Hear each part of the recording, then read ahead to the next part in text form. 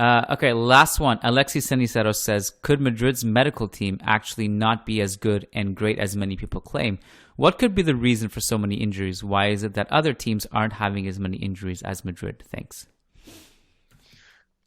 This is a very tough question because we're not doctors, and it's very hard for me to say that Real Madrid's medical team are incompetent because I couldn't do any better. I don't know anything about medicine, but I do think that maybe it's not the problem might not be on the medical stuff, but on the training routine after Antonio Pintus left the club. Maybe I'm seeing some tendency here that after Pintus, we're having more injuries than the ones we had in the past. So maybe it's down to fitness preparation or whatever. But again, you just don't need to pay attention to my opinion here because it will be very bold for me to say any kind of argument against the current medical team or even the physical trainer. So yeah, I always like you. I always like to preface these discussions by just saying I'm not a doctor. I don't know. I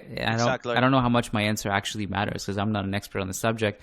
I will say these complaints are always there, whether it was Pintus or Olmo who was fired in 2017 for having his way of doing things, and now we're complaining about the medical team now. And by the way, it's like we think that our injuries are worse than others. I'm not really sure. Like Manchester City were decimated earlier this season. Atletico just had a different 11 almost every year last year because there was just so many injuries. Barcelona's the same.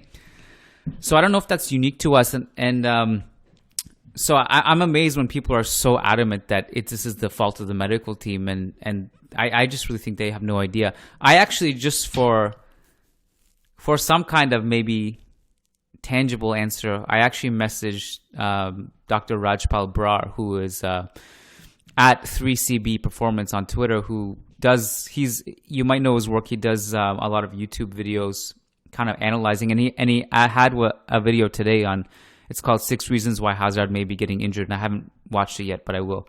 Go and check him out. So I messaged him for context, and this is the answer he gave me. He says, it's really hard to blame a medical physio training staff because there's so many variables we don't know, and that could be contributing. For example, with Real Madrid, the team has constantly been involved in longer seasons due to being highly competitive in tournaments, whether that's a Cup or Champions League or La Liga titles, which brings wear and tear and fatigue. Both are risk injury factors. Additionally, each of those also lends itself to higher intensity matches, along with lesser clubs getting up to play Real Madrid, which means a higher floor of intensity games. Higher intensity equals increased risk. Further, Madrid's roster is relatively older, and we know that comes with inherent risk because research shows an increase in soft tissue risk year over year for professional footballers. In some cases, such as the hamstrings, there's a 30% increase in injury risk year over year. Further, injuries also come down to player habits, especially nutrition, stress, and sleep patterns. Those aren't always things that can be controlled, but can be critical. For example, Barcelona's Ousmane Dembélé has reportedly really tightened up those habits, and he seeks to be emerging from his hamstring injury cycle. Can the same be said for, say, an Eden Hazard?